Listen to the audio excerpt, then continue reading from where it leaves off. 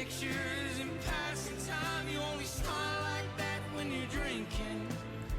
I wish I didn't, but I do. Remember every moment on the nights with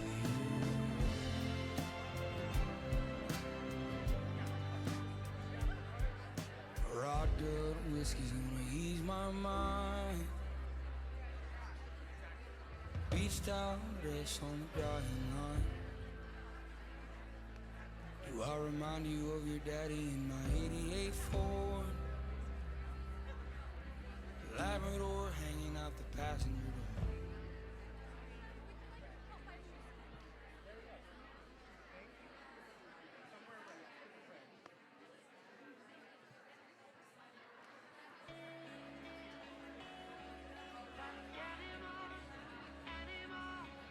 Ashes grow the strongest seed. Watch us out, we rise again.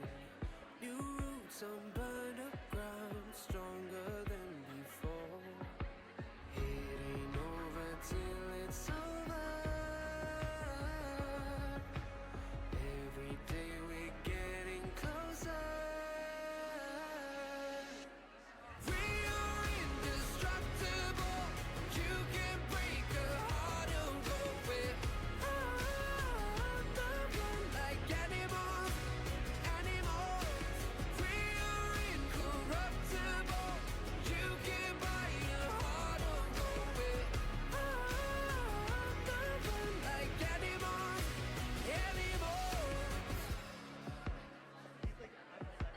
Flowers breaking concrete walls, cages they won't last forever. Not until the curtain calls, we won't leave the stage. It ain't over till it's over. Every day we're getting closer.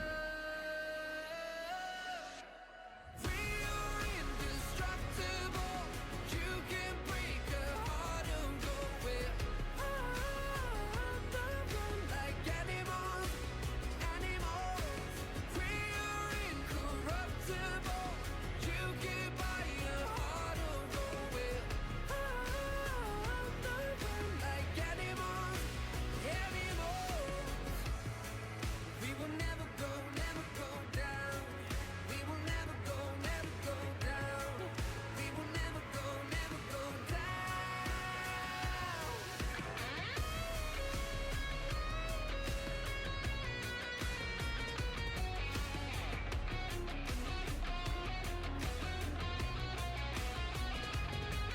Cause we are indestructible.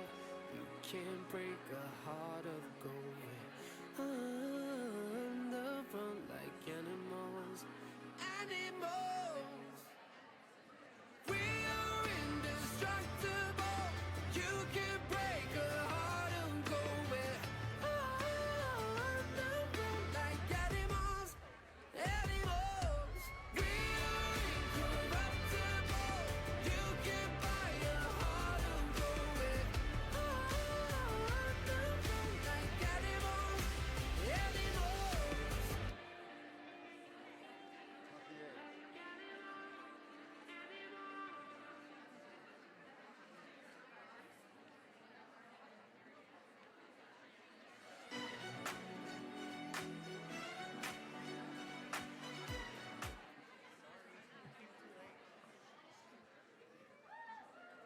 Welcome, everyone. We would like to remind you that flash photography and video or audio recording are prohibited in the theater. Please take this moment now to silence your cell phones. Thank you.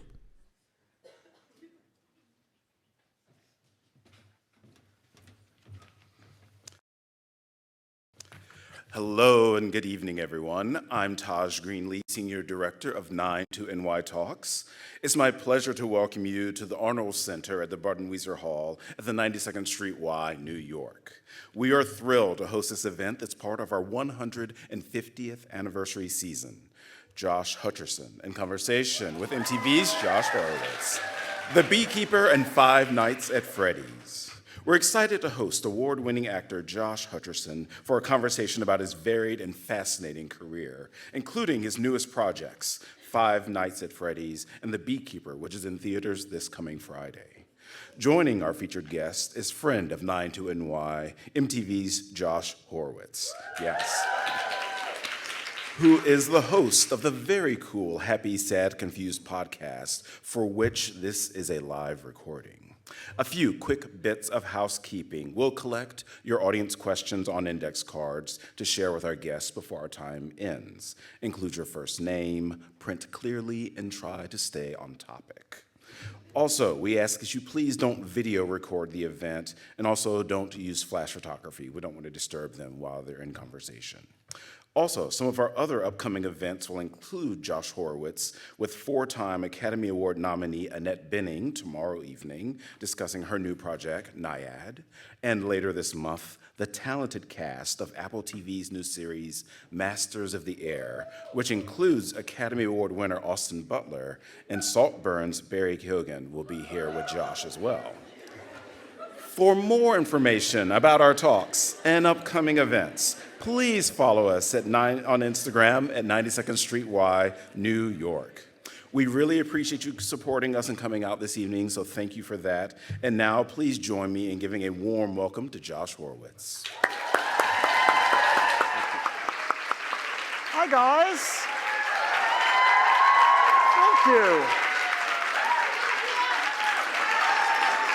All right, save it for the other Josh. I am Josh Horowitz, and today on Happy, Sad, Confused, we're at the 92nd Street Y with Josh Hutcherson, everybody. Ready?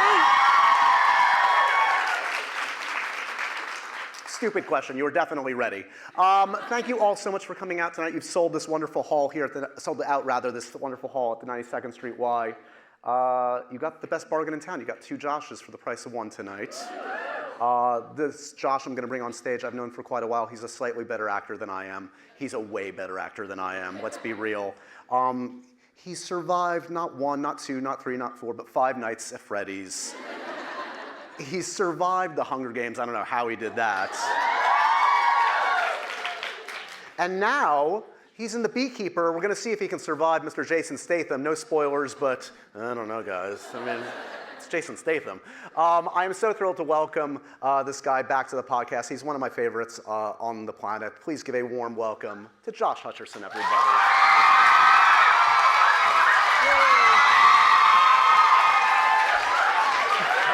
What's up, dude? All right. Hello. What did you just said to me backstage? 2 Joshes go in, 1 comes out. What did you mean exactly? I'm just saying, if shit goes down, every man for himself. I got a few people here that might help me out. I know. I'm just saying. I'm just saying. This is a very bad call. You want to play that? No. Welcome Thank you. back to the podcast, but welcome, to this awesome live experience. Thank you for doing this, man. Absolutely. It's been a while. I've forced you to drink on red carpets. I've asked you every stupid question known to man, and like a needy actor, you just keep coming back for more. I just love it. I love it when you treat me bad, man. Just it happens. I love it. All right, just stay tuned. More to Oh, come. Jesus. No, there's a lot to celebrate tonight. Congratulations on all the success. Before we get to The Beekeeper, so Josh didn't get a chance to talk about his wonderful new phenomenon, Five Nights at Freddy's. I'm sure you all checked it out. An amazing success. Thank you. Because of the SAG strike, of course, understandably so, you weren't able to publicize that one. But what was that experience like? I mean, you were kind of sitting by the sidelines seeing this real phenomenon happen. It was like a very surreal experience to have a movie that I was really proud of, really excited about coming out, and I didn't do a single interview, didn't even post anything. I couldn't do anything at all for it.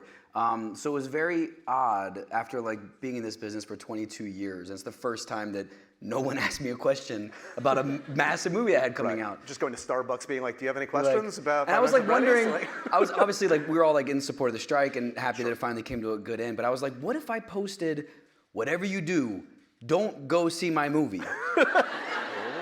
I was like, no, and I was like, no, that's stupid. But no, it was cool, man. It's I was not really familiar with the game beforehand, and then just when I came on board, the FNAF fan group is just like. Oh yeah. Some of you are here, I know, because that's a lot. There's a lot here. It's such a cool coalition of people from all over the world, all races, all ages, all genders, and it's just like very cool to be a part of something that connects with that kind of broad audience. You are, though, correct me if I'm wrong, you are a bit of a gamer, though, over the years. You devoted a bit of your time. I'm late to the game, but I just discovered Fortnite. Oh. Very late to the game. Right. But you should check out Pac-Man. It's amazing. Yeah. Okay. Yeah. Okay. So are you all in on Fortnite right now? Or are you like, what? I was telling you backstage, I haven't seen Oppenheimer, Maestro, this is why. Past Lives. It might be because of Fortnite. I'm just saying. Is it impacting any relationships, friendships in your life yet? Are people intervening and saying, Josh? Next question, please. Wow. No, it's not yet. We'll see. So for 5 nights, did you like sneak into a theater? Like, did you get to experience it with a crowd? I never experienced it with the crowd. They set up like a small like private screening for like some cast and stuff. But no, it was so I was hyper disengaged from this thing. Okay. So my fingers are crossed that we get to do another one, and then that way I can be much more engaged. Well, how about this? Yeah. I want to show a clip at least, since you never got to experience this. Oh, great. In a micro way, we're going to show a little clip from 5 Nights at Freddy's, and then we'll talk a little bit more on the other side and get onto some other cool stuff. Okay, great. Here's a clip from 5 Nights at Freddy's, guys. Here we go.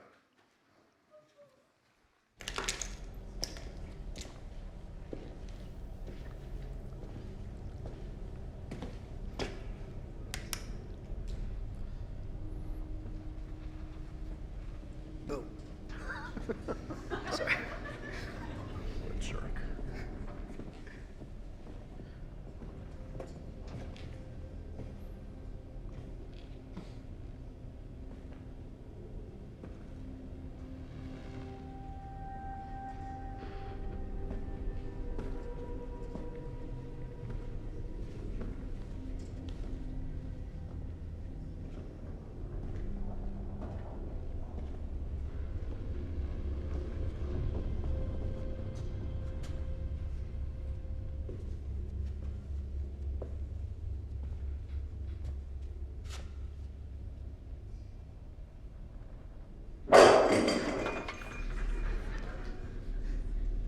Hello?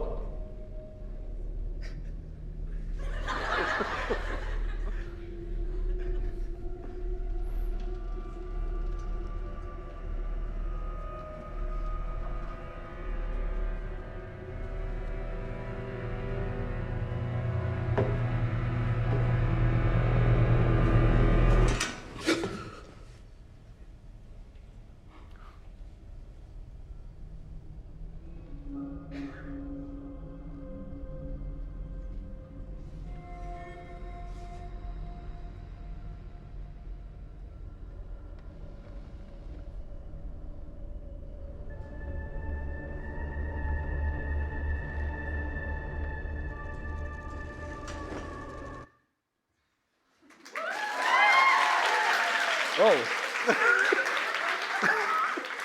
We're in Josh Excuse sync. me? Yeah. Did we just both jazz fingers? Sometimes you can't help yourself. That was really hard not to troll myself the entire time, by the way. Oh, what's over there? Watch out! What a jerk. Yeah. It occurs to me, between 5 Nights at Freddy's and The Hunger Games, you've made 2 ginormous films that involve killing children. It's kind of my thing, I guess. I don't know. I don't have a question. They come to me, man. Just an observation. I don't know what it is. I just lay the You facts seeing out the there. theme? Hey. It's quite a What's the question behind or statement behind the statement? Or what do you want? What I'm do you just want? saying, that must be quite a directive to Team Hutcherson. More child killing scripts. They're in the back room. We can have a conversation. Okay, fair enough. And you do not know the precise future, but obviously making $350 million, this enormous hit, the hope is to get back at it, yes? That is definitely the hope. Okay. Yeah. Okay. And also, too, I think what's so cool is that there's so much of the world of Freddy's to explore. There's so many characters. There's so many iterations of the game. And I think it's challenging, and you know, I think that's maybe where they are now, is like trying to really understand like where the story is going to go, how they want to explore moving forward and stuff like that. But yeah, it's I'm ready to dive back in.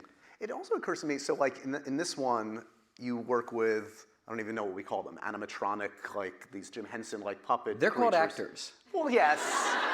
Here's my point. Okay. Well, now he's after me. Yeah. You flip that switch. Oh, okay, here we go. But you have, in your young career, you've worked with every kind of, like you've done 3D, you've done IMAX, you've done film, you've done digital, I'm sure.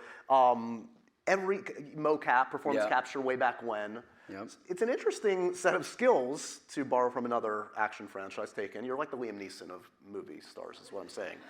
Great. But like, I guess, which of those modes has presented the most challenge to you as an actor? I mean, I think, anytime that you're doing any kind of performance and you have nothing to interact with and it's all up to you to create, you just feel ridiculous. Right. And I think when we were doing Hunger Games, we were shooting one of the, I think it was in Catching Fire, it was the monkey fight sequence. Right. We shot that for 2 weeks. It was a half a page in the script. And we had stunt people just wearing like green screen suits. Yeah. And we were like friends with them because we were around them all the time. They like lift it up, like have a cigarette, and then put it back on. Right. And they're like jumping around, acting like monkeys and stuff. And you're just like, this is my job. Yeah. Showbiz. What have I done wrong or right to end up here? But what's cool about Freddy's is that we had real creatures to interact with and like actual physical things there, which always, brings in, that's one less thing I have to do like mentally to like believe that I'm doing what I'm doing. 100%. Yeah. All right, so you have this new film, this crazy Jason Statham movie that's a lot of fun. It is directed by David Ayer. If you guys don't know David Ayer's work, this guy means business. He knows his way around an action movie. It's called The Beekeeper. When this one comes to you, are you like, are you fucking with me, guys? Is this really what the movie like? Because it's one of those things where it's like, is it real? Is it like what? Like, but it works, and it works because of David, I think, and because of Jason, Exactly. and of course you. But like, tell me, when it was presented to you, what did you make of The Beekeeper? It's I'm not the actor that people usually think of when they look to find a villain for a movie. Right. Known for being like a good guy. So for me, I was like, you sure about that? I was like, me? But it was, for me, it was a real draw to like do something so different. And this character, Derek, is like hyper douchebag, crypto bro, privileged billionaire that sets up this call center that just scams old people out of their life savings. Don't be too disappointed. I got to branch out somehow. They kept me in a box for too long, man. I could be a jerk Good luck too. putting me back in. I'm local. No. The real Hutcherson, finally. Yeah, exactly. Now I used to the other side. But it was super fun, man, to dive into something so different. And for David Ayer, who I've like respected and looked up to for a long time, for him to see that potential in me when no one else did. Well, not to mention, I feel like you've like stolen like Nick Cage's wardrobe in this. Like It's aggressive. It's like snakeskin kind of Well, like. not only is it snakeskin, it's snakeskin and leopard print at the same time. Love it. So this guy is, unhinged. Yeah. Flashbacks, Hunger Games flashbacks with the hair? Yes. Yeah. Yeah, 100%. It's funny because like after Hunger Games, I was like, I'm never gonna bleach my hair again, man. That was like the maintenance on it, and it was terrible. And then like first call with the hair designer, she was like, we're thinking with this Derek looks, we're taking it into this crazy direction. What if we did like bleach tips? Like, yep, I'm in. That sounds great, 100%. So how quickly an actor's like changes when they're like, oh, makes the character more cool? Yeah. Sure. A little bit of a different character, though. Let's take a little taste. I think this is your introduction in the film, and cool. Even his name, this guy's a douchebag. Oh, yeah. Derek Danforth. Derek Danforth. A lot of Derek Danforth. Yeah. That's what it goes with. Okay. Yeah. Here's a little sneak peek of Josh in The Beekeeper. Check it out. What? I'm in a meeting. You said hit me on voice if there's an emergency. Okay, right, well, It seems we had a disgruntled customer. I just can't comprehend why you're bothering me. Just get in touch with the attorney and start shoving back. Well, I don't think that legal's gonna help much. Okay, tell me what's going on right now. This dude just strolls in, saying we're stealing from people, and he just tears through all my security guys like tissue paper and And what? he burns the place to the ground. yeah, the call center's gone. I'm standing here staring at a $30 million building it's now a... Giant ashtray. 4 people didn't get out. You're telling me that this asshole burnt the entire building down and dropped 4 bodies? Yeah, that's not exactly a disgruntled customer, is it? Who did this? Give me a name right now. Yeah.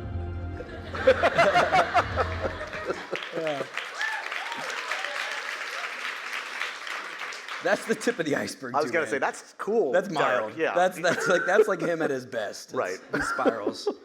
It's interesting because like I think of Air, I think of Statham, very alpha male kind of like a lot of testosterone. That's obviously you too. I reek of that. I don't know, like growing up, did you have mostly male friends, female friends? Like what were your friend groups or even to this day? You're assuming that I had friends. Josh. Okay, sorry. They were all in here, bud. No. Right. I don't know, man. This and this, there's nothing between the two. I know, I love it. It's great. Question was about friendship. Engage, answer. Oh my God, you're I actual grew up robot. on sets, so like Right. my friends were mostly, grips and cameramen and stunt teams and hair and makeup people. So I think it was a really cool experience growing up, is I didn't have many friends my own age. They were normally 15 at least years older than me. So I grew up fast, but it's also I got to see a lot of different types of people because this industry attracts people from all over the place, from different walks of life, and I think that I'm super grateful that I got the life experience as a young kid to grow up around quasi like-minded artists from so many different walks of life, and that's a very cool experience, I think, for me. Did you ever go through your Derek Danforth phase? Were you ever kind of a jerk? You think? Like, if I asked your mom, what was the age at which Josh was kind of like, okay, we have to have a talk? I mean, okay, she would say 16. And I think that when I was like 16, I was going through a moment of, at that point, I'd been a professional working actor for 7 years.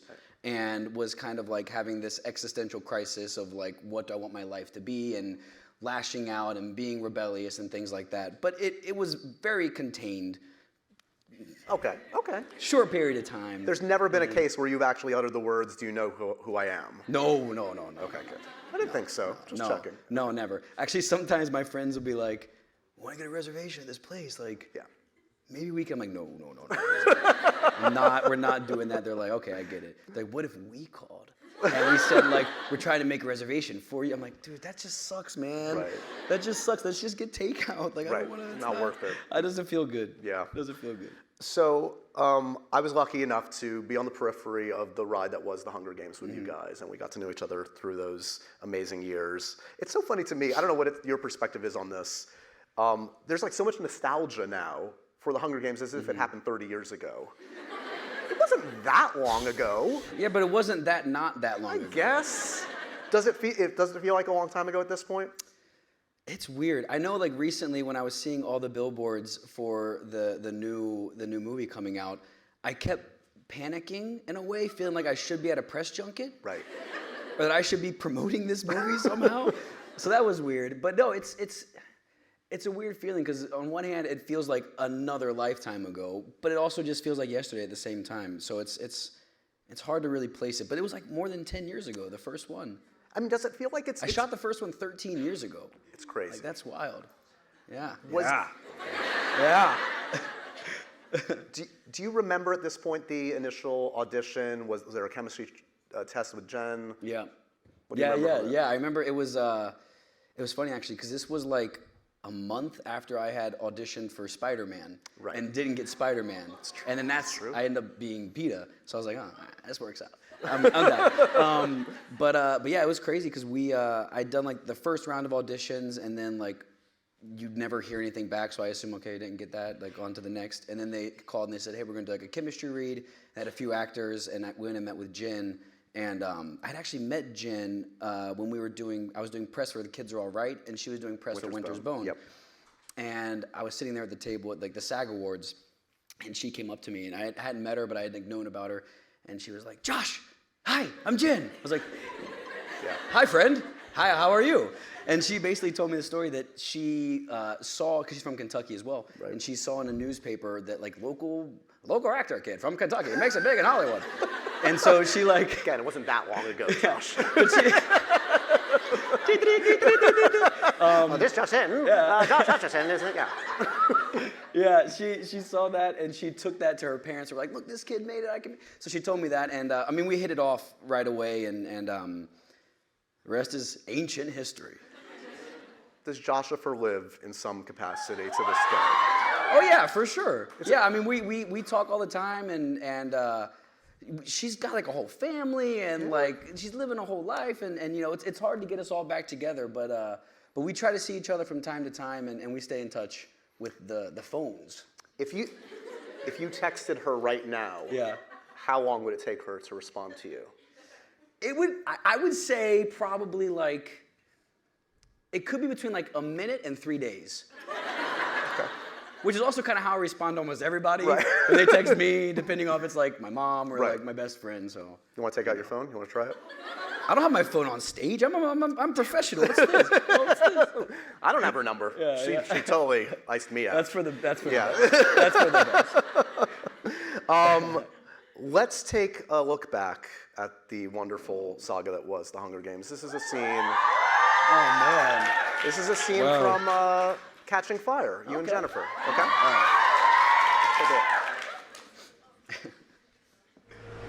Candace, I don't know what kind of deals you made with Hamish, but he made me promises too.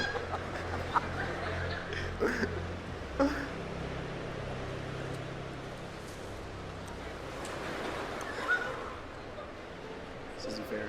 If you die, and I live, I'd have nothing. Nobody else that I care about. Peter. It's different for you. Your family needs you.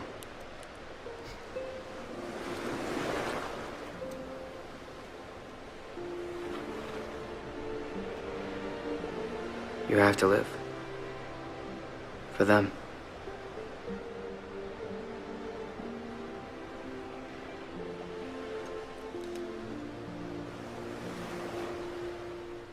What about you? Nobody needs me. I do. I need you.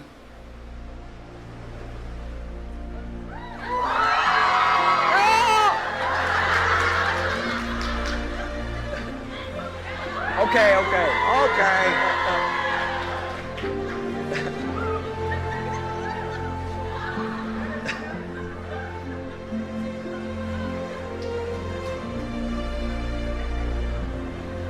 All right, lovebirds.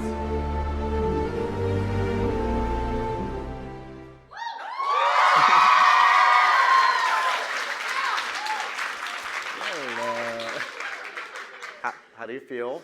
It's got warmer.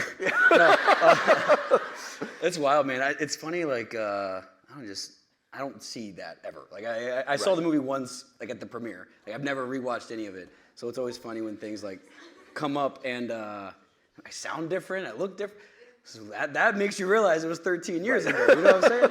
Does that go for all your work or specific to those films? Like, if it comes on TV, flip the channel as quickly as possible? Anything. Yeah. I don't like hearing my own voice back. I don't like, my job is like being on screen for like millions of people to watch and listen to, and I never want to watch it. Like, I love to make movies and do the work and hope people enjoy them, but to rewatch it, it's just like, you just see all the things that you wish you did differently and you know, wish you could change and everything. But I mean, for me, seeing anything from the Hunger Games, it's just like, that time was incredible, and like working with that cast, that moment, those filmmakers, it was the best, man, and I miss it. Yeah. So what's the most meaningful thing related to acting and totally unrelated to acting that you got out of that experience? Because like there is the acting portion of like working with like an amazing array of talent and great filmmakers, and then there's the whole apparatus that is very unique. Yeah, I mean, I think for me, just over the course of the years, anytime that you get to work with actors like Jen or Philip Seymour Hoffman, Julianne Moore, like the cast in this is like insane. you hope that some of that rubs off on you in some way. You just, whether that's just their general vibe on set, or Jen, for example, has a really specific style where she'll be completely wacky, out of her mind, like a loose cannon, and then they say action, and it just instantly snaps into hyper focus. Right. And like part of that looseness allows it to then like slap into like a very specific thing. Yeah, Frances told me recently that some actors actually almost like it bothered them that she was so good at that. Yeah. She could just turn it on and off. Yeah, it's. I mean, I think for me, I definitely enjoyed it because I'm very Similar. much like her in that way. But I can see somebody who's like trying to actually work. Stay in it, yeah. Somebody's like trying to take something seriously. Right. Might be hard for them. So that on the acting front, I think. And then like personally, I think just that whole experience, me, Jen, and Liam specifically, that trio of just the rocket ship that was, and the press tours and the attention and the fame and everything was just, it's a lot. And we were young. I was 18 when we made the first one. Yeah. And just all of that happening to you in such a massive way, having that camaraderie and that real like family feeling that you create, that's something that's super special. And just learning how to like lean on others when you're going through something that's crazy because they have a similar experience. So, you know, there is an elephant in the room we need to discuss. The internet and Josh Hutcherson right now. Yeah. First of all, let's just get our bearings. On a scale of 1 to 10, how plugged in are you to social media? What? Yeah. Huh? You have one of these? 1 to 10? It's one of them tablets, huh? Yeah. It's the devil's toy. I'm very unplugged in that world. I look at Instagram from time to time to like see dog videos and like recipes that I save and will never ever make. Right. That's like my life. So in this, I won't jump the gun. Go ahead. Okay, well, how about this? Okay. I'm gonna just play a little audio piece. And tell me how it makes you feel. Can we play this?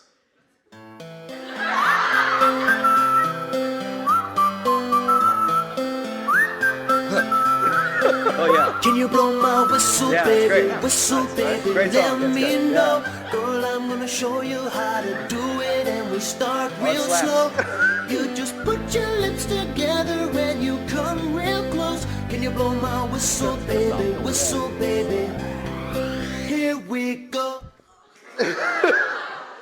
That's like when they do that at a club and you're like, I'm leaving. Like the drop's about to happen and then they're like, get out. You're like, I was on my way. So how would you characterize your relationship to Flo Rida and Whistle? Newly found. Right. This was happening, I guess, and I genuinely had no idea. And then my friend Erica sent me she's like, I never send you anything about yourself. And I'm like, oh God.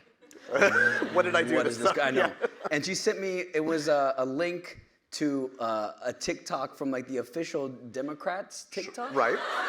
And it was Joe Biden Yep.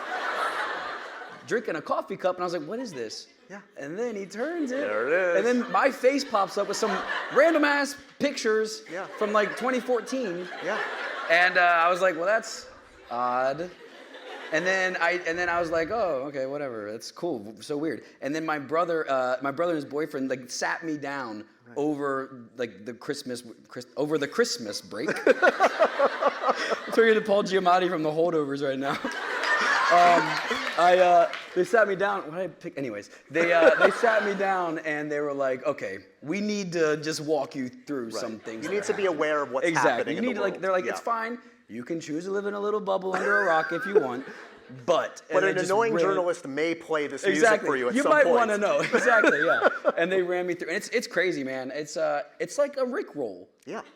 Do you guys remember Rick rolling? Sure. Some do. Okay, I wasn't sure like how relevant that was. I don't know. I'm so lost. It's okay. I'm so lost, It's gonna man. be okay. You should bring back also the pose. Yeah. Blow my whistle, baby. Okay. No. No, you need to bring the pose back. You need to What's the like pose? that's you in the video. What do you mean? You're like doing this during, isn't it? In the video for the. I'm just doing this. Do you see that? Oh dear God.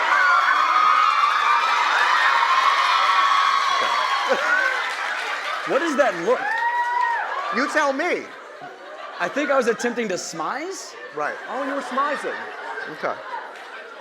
I don't have it anymore. I lost it. You lost it. Yeah. Yeah. It's his blue steel. It's Yeah, his. exactly. Yeah. But it's not only that. It's the memes. It's everything. You alluded to a little bit of the Joe Biden one. Yeah. Let's just run through a couple things I saw on the internet. So people. People love it weren't for the baby. They love that. They love that. Don't get it. Okay, let's go to the next one. Let's see. Peter was being hunted down for sport and still found time to eat cat as a gift. Bring back real men. That's great. What do you think? That's great. And we have one more. I mean, that's a valid question. That is how did you do that? Dude, this is a whole thing, man. Like, the dude's a baker. Right. And he's like fighting for, how did he have the time, the tools? I remember we were shooting this in North Carolina. We were shooting it like in the mountains, like outside of Asheville. And there was like this rock, like a crevice kind of thing with like what seemed like an infinite black hole that leads back into what I'm sure was just full of millions of snakes. And they had snake wranglers on set, and they're like, "Yeah, we think it's good." So I just like lay there, and they're like, "Yeah." I'm like, "Oh." Right. So I laid there, and for 45 minutes they did all this makeup thing around me. I had no idea what I looked like. Just laying there waiting, and I'm like, "Hi, surprise!" And it's like, and I felt like it reminded me of like in Zoolander when he's got like the like he's like in the coal mine, and he's like, boom. And I was like, after I saw it, I was like, I'm not sure that's what people had in mind when they read. It's haunting. The book. Yeah, but it's a lot. We did it. You did it. We did it. Success. Gosh, we can take darn that off it. the screen. Thank you. Or leave it there forever. Yeah, we can definitely remove that. Please. Thank you. That's all the memes you've been subjected to. You okay? You feel all right? Okay. You sweating a little bit? A little bit. Yeah. I'm so happy I live off that. I would just, and not because of me or anything, but I would just go into rabbit holes. No. I would get hooked on some kind of weird thread, and I'd find myself on some. Yeah, don't go on Reddit with your name. Yeah. I'm sure there's horrible, strange things there. Josh, what's there? I run the Josh Hutcherson Reddit board. You don't want to know. I knew it. We talked a little bit about auditioning. You mentioned the Spider-Man audition. I'm curious, you've been auditioning since you were what, 8 years old? Mm-hmm. Does that make it any easier? You faced success and rejection, all your life. Yeah. So, being the 65-year-old man you are today, is it easier in a way because you've had that experience, or is it still tough walking into an audition at this point in your life? It's still tough. I mean, it's very tough. If anything, it might even be tougher now because it feels like after 22 years, man, I'm still getting rejected left and right. It's exhausting, but that's part of an actor's whole life is the rejection, and it is hard, and it's crazy too because for me, when you audition, you have to for me personally, I put myself fully into it as if I'm going to be getting this job. I pour myself into it. I study the hell out of it. I really focus, and you give a lot of yourself when you act, and 99% of the time, they don't even respond. You just it goes out into the ether. You never hear back. You're like, oh, and you read it in the trade that somebody else got the part. Right. And so it's it's a weird thing. We have to go all in and do it, but as soon as you do it, just forget about it and look forward to the next thing. Is there one that still haunts you to this day? It sounds like Spider-Man was actually a good experience. Right? That's not a negative No, not at all. experience. No, I mean, what 18-year-old boy doesn't want to be like Spider-Man? I mean, that would have been pretty cool. To make the top 3 or 5 of Spider-Man, that's an accomplishment. Pretty cool. It's pretty cool. It's pretty cool. But obviously, Peter was a good come up. Yeah. I think the first time that I really remember feeling rejection in that way as an actor, but many other forms beforehand in life. But I auditioned for, I think I was 9 or 10. I auditioned for one of the new Home Alones, a Home Alone remake. And it was between me and one other kid, which is so brutal to tell a 10-year-old. Yeah. Hey kid, I'll do that voice again. Yeah, there it is. Between you and one other guy, all right? What do you say you do a little dance?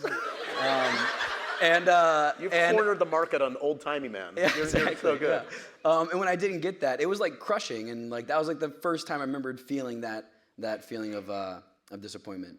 So at this point, I mean, the Beekeeper is a legitimate stretch. It's like cool to see you in kind of like a different kind of a thing. Yeah. Like, can you pursue that kind of a thing, or are you kind of like at the whim of what people bring to you? Like, can you secret out into the universe what you want, or do you not even know what you want? Like, I mean, I don't really know what I want is the thing. Like, I'm super open.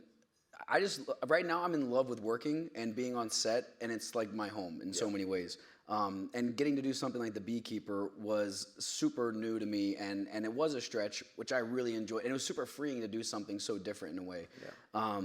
So I think for me, like, you can try to put things out there into the universe and try to, like, will something to happen, but in this job, it's like just not up to you. And it's interesting because I've directed a couple music videos and a short film, and like being on the other side of the camera, looking at audition tapes and trying to find actors, it really helped me as an actor to not take it like as personal when I didn't get cast. Because you can watch like a bunch of tapes, like they're, oh, these are all great actors. It's not about who is the better actor. It's like looking at the entire project of like how this person feels, what their look is, how like they would match to this other person, and kind of like trying to find that balance in the script as a director. So I get it, man. I don't know. Are you any closer? I know you've wanted to direct for a while, and you directed a short. We talked about that once. Is that still the one you want to expand into a feature? Is there still an eye on No, that one's kind of, my taste has changed a bit since then. But I'm pursuing it. It's not something I'm like I need to do like right this moment.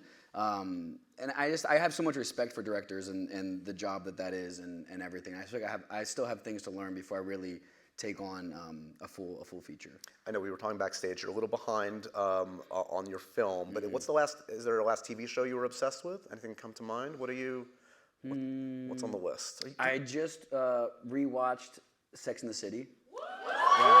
And it's fantastic. It's great. Ahead of its time. Groundbreaking. Are you a Carrie, or are you a Miranda, or Samantha? You're Samantha, obviously. Is Samantha? Wait, which one? That isn't Samantha Kim? Kim Cattrall? Do I have that right? Kim? Yeah, Kim Cattrall. Yeah. I think I'm more of Miranda. She has the baby? Yes. Okay, yeah. I totally connect with her. And it's funny because Kim and Cynthia Nixon both played my moms. Cynthia Nixon in Little Manhattan, and Kim in Journey to the Mysterious Island. I was like, where have all the journey Where to? were we going? I journeyed to many places. I was like, was it Brendan Fraser or The Rock? Which one was that? You are moving through the Fast and the Furious cast. You know that. It is true. Is this like a secret way of getting yourself into those? Oh. No. No, I thought you were saying secret way of me getting like through all the cast members. Oh, I see. No. It's just a coincidence. What's your favorite franchise going? Is there a franchise that jumps out at you that piques your interest right now? And the answer can be no. It's okay. I want there to be one. Well, we all do in this room. Man, I'm trying to. No. Okay. There's not. I live under a rock. I just stare at walls and play Fortnite. I'm not more interesting than this. And you obsess over your dogs. And I obsess over my dogs. So, How does that manifest? Are you dressing them up? Are you? No, they're naked. Right. If they're in the house, collars off. Nudists. Everybody in that house. Yeah. Take off exactly, their clothes. Exactly. Yeah. I run a nudist colony for dogs in my home. It manifests itself in just like they are like the joy of my life. Yeah. And oh my God, just like you have a we have pit a pit. I have a too. pit mix, and we should do a PSA for pits because they're the best dogs on the planet. They're amazing. Sweetest. Yeah, they're the best. Yeah, they are.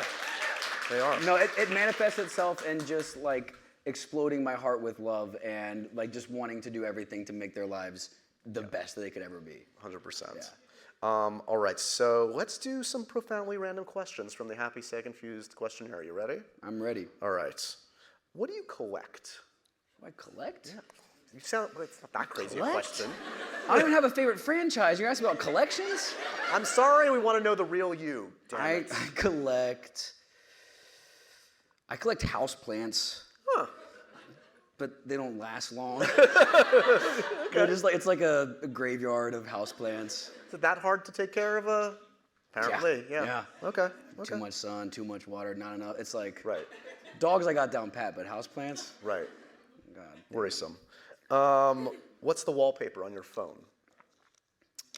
My wallpaper on my phone, it's like this weird drawing that I did like 12 years ago, and I just put it as the background. It never changed, but it looks like a broken phone screen, kind of. So people always think like, "Yo, okay." Oh, it's not. Okay, art. Yeah, Gotcha. yeah, art. Oh, nice. Last actor you were mistaken for? Last actor I was mistaken for. Oh wait, this kind of happened not long ago too. People like sometimes. Well, I can't think of an actor I've been mistaken for. People all the time will be like, "Where did you go to high school?" Right. I'm like, trick question. I didn't. Where did you grow up? I was like, Kentucky? They're like, that's not it. Nope. Do you know Sharon? Like, maybe. They can't, like, Right. they know me from somewhere. And I'm like, what do I do? Be like, well, I'm a famous actor, so maybe it's... Perhaps you might have seen such films as... Have you ever journeyed to a mysterious island? Yeah. Or to the center of the earth.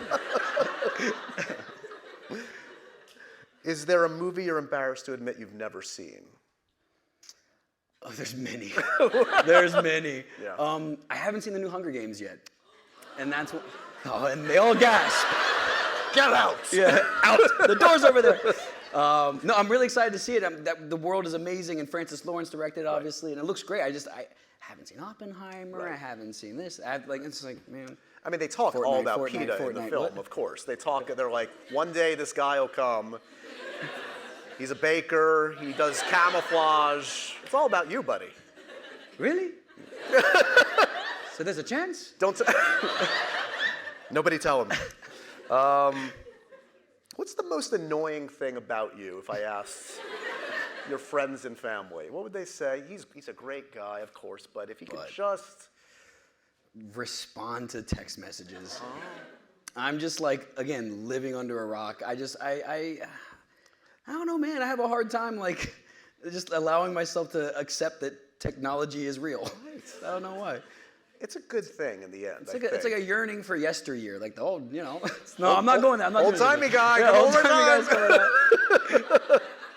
No, I think I don't know. We don't have to go into a whole like. You don't have to be my we do. therapist. Yeah, we do. All right. Well, hey man.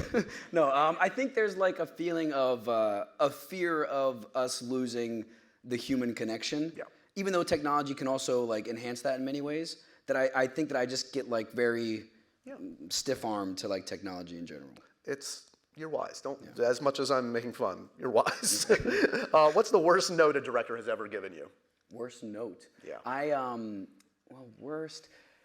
So actually, David Ayer in The Beekeeper, he gave me two of my like favorite directions back to back. One, we were doing the final like finale of the movies. It's really intense, like 13-minute long scene.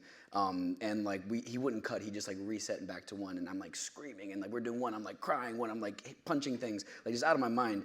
And he came up to me one time and he goes, "Hey, tell your mom about the machine elves." I was like, "What do you mean? What do you mean?" He's like, "You don't know about the machine elves?" I was like, "I have no idea." He's like, "Well, like I've heard that when you ingest DMT, you go in this other dimension, and there are these machine elves that mock you and laugh at you, and you come back, and you're like, oh, that was fun. So tell your mom about that in this scene." I'm like, okay. So I like a whole riff about machine elves, and then the next day he goes, "Okay, now this one, kick him off the stage." Abort. No more old-timey voice, please. And then literally the next time he reset, he comes up and he goes, "Just remember that all of us just want to be loved, and we can only ask for that with the tools that we're given." I'm like, wow. Okay, let's roll. Let's go. So it's just like this kind of crazy like swerve. Yeah, really. But it was really fun, and that was so not the worst. That was actually the best. But just like it's hard to really kind of know what to do with that. Yeah. In the spirit of happy, sad, confused, who's an actor that always makes you happy? See them on screen, you can have a good time. I would say probably would be name an actor for me, please. No, I don't know any actors. We will all wait together I in would silence. Say, always makes you happy to see on screen. Hugh Grant. That's a good one. Yeah, Oh, no. we got there. Actually, he's in my head because I just watched Notting Hill for the first time like a few weeks ago. It's so good. It's like so charming. Yeah, absolutely. Is there a movie that always makes you sad? You a crier at the movies? No, were you? No. What have I feel like not long ago I have bad memory as well, as you can probably it's alarming. catch on to. Yeah, I know. Gotta talk to my neurologist about it. Honestly, Bridget Terabithia is pretty sad. It's a pretty sad one. I have a lot of people that come up to me and tell me, like, you messed me up. That movie, like, really, that was hard. Yeah. I think on a plane, we're all more... Oh, yeah. You know, susceptible to tears, and I've definitely shed a few on planes. I've been like, this is embarrassing. What's a food that makes you confused? You see it on the menu, I don't get it. What's up with that? White pizza. Oh, no tomato. Like, it's not pizza if there's cheese bread. Right, cheese bread. I mean, to be fair, cheese and bread are two of the best things on the planet. Yes, and that's totally fine. But let's just not call it pizza. Yeah, I got you. Yeah, it might even just be more like slight rage as opposed to confused. Right. It's like, white pizza, okay. What are you doing here in the pizza section? It's funny that you give off this reputation, Mr. Nice Guy, but underneath it's all this psychotic, making the movies about killing kids, angry about white pizza. You know, and now they've given me, like, they've opened Pandora's box with letting me play Derek, so it's really got see a whole bunch more crazy guys come out of me. I love it. Okay, some questions from our wonderful audience here. Lauren would like to know, do you have a favorite memory or piece of advice someone gave you early in your career that you still use now?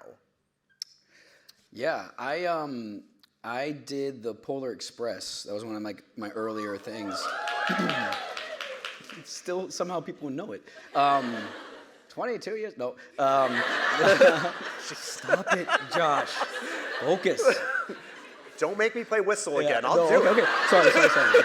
I behave. When I worked with Tom Hanks on that, he said that he always believed that fame, success doesn't necessarily change someone, it magnifies who they are. And so I always hoped that if I ever got it magnified, that it would be a good thing. Right. Yeah. So just kind of like knowing that it doesn't, you are who you are inside, and when all that exterior thing, all that happens, you can still be yourself and just like be even more open and loving. The purest expression of who you are. Exactly. Yeah. Emma would like to know any tips for new Spanish learners. New Spanish learners. Yeah.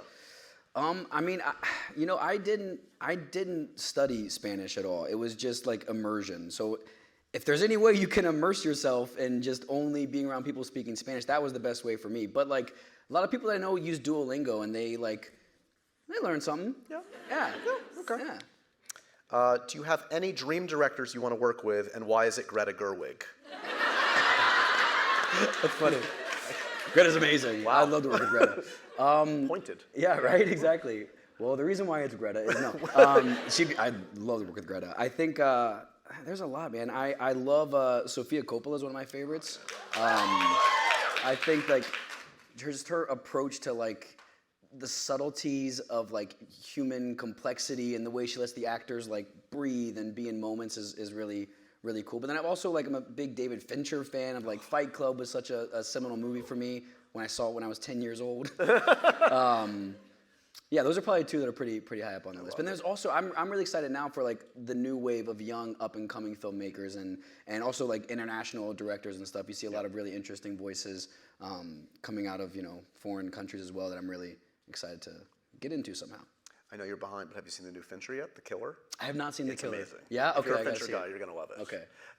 When I interviewed Francis Lawrence recently, and he was saying that you really enjoyed doing the stunts and the action in those films. Is that something, because like you get a little bit in Beekeeper, but Statham steals it all. He does all that great action. Yeah. But like, is that something on the list that would be cool to do a little more physical? Yeah, absolutely. Yeah, I mean, when I was a kid, I played a ton of team sports, baseball and soccer and basketball and everything. And then when I started acting, that wasn't really an option. Just like schedule-wise, I couldn't be on teams and stuff. So I always viewed stunts as like my athletic outlet. So I love that. I love fight choreography. I've done a lot of weapons training and stuff like that. So I'm not Jason Statham, but I can run. That's how you punch, right? Yeah, that's it. You asking me? Oh yeah, sorry. I'm not sure what, I feel like I'm missing something here. Olivia wants to know, bees? Am I missing, what's the bees reference? They are, Because bees of are, a they beekeeper? exist. Okay. Where are you, do you have a fear of bees? Fear of bees? No, I like bees. Okay, cool. Yeah, wasps and hornets, however, yellow jackets. Yeah. Well, because also those things that don't help us. Like bees are like, we want to, obviously they do a lot of important work. But the other ones, they just like come at you. Yeah. They're not pollinators. Right. Felicia wants to know if you could pick any Freddy's animatronic to be, who would you be and why? This is the kind of question you missed on the press tour. I know, right? It's exciting. Who would I be? I mean, I like Bonnie has the guitar, right? Is that right? Yeah. Yeah, okay. Bonnie. Because she has a guitar. Right. I'm following. Yeah. So, you can see they also didn't give me any like press no training talking for this points, movie. nothing. If I don't have talking points, like I'm a liability. Like it is not. Were they able, speaking of, like, did you have a lot of that on Hunger Games? Did they give you, were they able to tame you guys? Like, Oh, I mean, they tried. I was going to say, it They didn't tried feel to like keep Jen us- was very tamed by whatever people were asking. Yeah, she's untamable in the best way. It's not, they're like talking points were like, don't talk about kids killing kids. And I was always like, well, so here's the problem with that, is that that's kind of what is like a big part of this. But they definitely like, they weren't like hardcore like, because you hear stories or like, maybe it's like one of those Mandela effect where you think something's a thing, but it's not. But the idea of like, people are like super trained on like what they need to say and can't say. I've never experienced that. Right. Just like tried not to talk about kids killing each other Right. in the Hunger Games. Right, okay. Okay. 12 years later, we're able to do it, finally. Exactly. Okay. Can't stop me now. I think Natalie has another question. Natalie, if you could remake and star in any cult classic movie, which one and why? Does anything jump to mind? Yeah, I would say Donnie Darko. Oh. Yeah, that movie, like, it was really impactful for me of like wanting to explore kind of like the darker side of like films and characters and the idea of like mixing like dreams and reality and like understanding like, what it means to exist and things like that. I love that movie and Gyllenhaal's like, I mean, I wouldn't do it as well as obviously he does. I would play Seth Rogen's character in it. You know Seth Rogen's, that's his first movie. Yeah, yeah. Donnie Darko. I don't know why I didn't think you'd know that, but No, Donnie can't get anything over on you, man.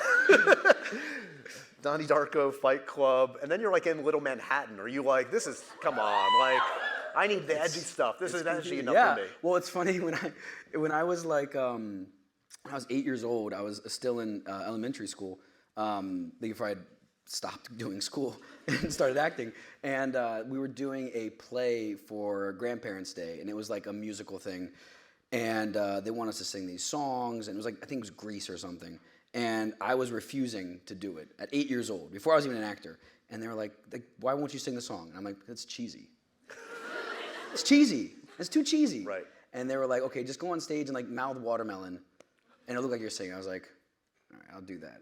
So I watermelon, watermelon the whole time. And afterwards, my grandma comes up and she goes, were you saying watermelon the whole time? Because of course, grandma was just like laser focused on her grandkid. So I've always had that like... Right. Subversive kind of, Yeah. anti-authoritarian. Yeah. Rachel from Kentucky Hey. wants to know, do you still have your yo-yo skills from the set of Journey to the Center of the Earth? Ooh.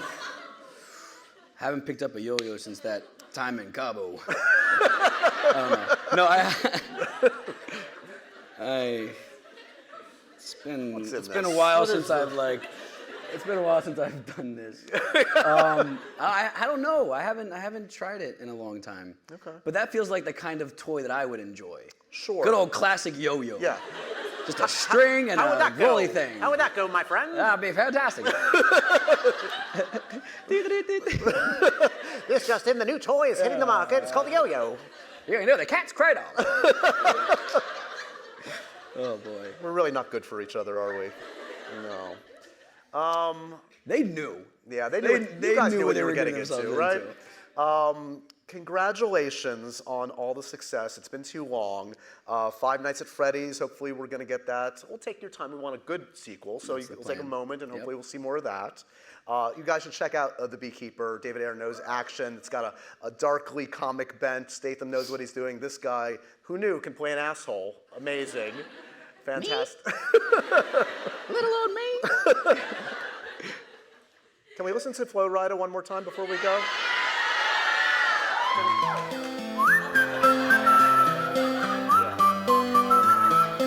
So good. Is T-Pain? Can you blow my whistle, baby? Flo Rida. Whistle, baby, let me know. I knew that. Girl, I'm gonna show that you Flo how Rida? to Is Flo do Rida it, a and we Florida? start real slow. I know. I was joking. I know. Yeah, Josh. I think it's gonna Blow my whistle, baby, whistle, baby. Here we go. Ladies and gentlemen, Josh Hutcherson, everybody. Thank you. Thank you. All righty. Thank you, guys. See ya.